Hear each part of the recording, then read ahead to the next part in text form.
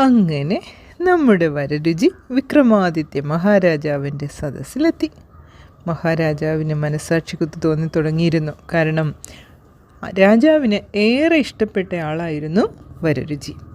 41 ദിവസമാവുകയാണ് ഇന്ന് വരരുചി പോയിട്ട്. രാജാവിന് ദുഃഖം നിയന്ത്രിക്കാനായില്ല. ഇത്രയും കടുത്ത ഭാഷയിൽ അദ്ദേഹത്തോട് കൽപ്പിക്കാൻ പാടില്ലായിരുന്നു. വരരുചി ഇനിയും ഉത്തരം കണ്ടുപിടിച്ച് കഴിഞ്ഞ് കാണില്ല എന്നീ ദുഃഖങ്ങൾ അദ്ദേഹത്തെ വല്ലാതെ അലട്ടി. എന്നാൽ സദസ്സിലെ മറ്റു പണ്ഡിതന്മാരുടെ ഉള്ളിൽ സന്തോഷമായിരുന്നു. ഇനിയെങ്കിലും വരരുചിയുടെ ശല്യം തീരുമല്ലോ.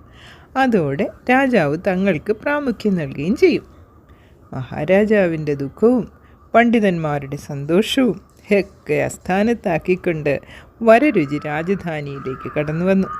താൻ തേടിയ ചോദ്യത്തിന് ഉത്തരം ലഭിച്ചു എന്ന് വരരുചിയുടെ മുഖം വ്യക്തമാക്കിയിരുന്നു. രാജാവിന് സന്തോഷമായി. അദ്ദേഹം വരരുചിയെ സദസ്സിലേക്ക് സ്വാഗതം ചെയ്തു. പറയൂ വരരുചി, എൻ്റെ ചോദ്യങ്ങൾക്ക് ഉത്തരം ലഭിച്ചോ? രാജാവ് ജിജ്ഞാസുവായി. വരരുചി പറഞ്ഞു, പ്രഭോ, രാമായണത്തിലെ ഏറ്റവും മഹത്തായ ശ്ലോകം രാമം ദശരഥം വിദ്ധി മാം വിദ്ധി ജനകാത്മജാം അയോധ്യാം അടവിം വിദ്ധി ഗച്ഛതാത യഥാസുഖം എന്നതാണ്. ഇതിലെ പ്രധാന വാക്യം മാം വിദ്ധി എന്നത്. ഇത്രയും പറഞ്ഞ് വരരുചി ശ്ലോകത്തിൻ്റെ അർത്ഥം 10 തരത്തിൽ വ്യാഖ്യാനിച്ചു. രാജാവ് വരരുചിക്ക് ധാരാളം സമ്മാനങ്ങൾ നൽകി. പക്ഷേ അപ്പോഴാണ് വരരുചി വനദേവതമാർ പറഞ്ഞ രണ്ടാമത്തെ കാര്യം ഓർത്തത്.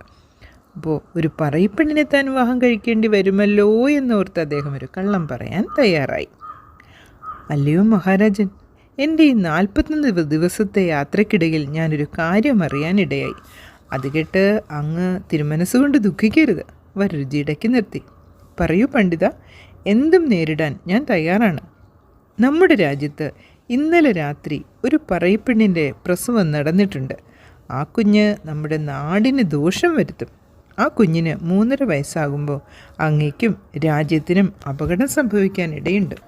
വരരുചി പറഞ്ഞത് കേട്ട് എല്ലാവരും അന്താളിച്ചു. രാജാവ് പറഞ്ഞു, നമുക്ക് ദോഷമുണ്ടാകുമെന്ന് കരുതി ഒരു കുഞ്ഞിനെ കൊല്ലാനോ? അതും പെൺഹത്യ. ഒരു മഹാപാപം ചെയ്തിട്ട് നമുക്ക് ജീവനെ രക്ഷിക്കേണ്ട. മറ്റെന്തെങ്കിലും ഉപായം കാണും.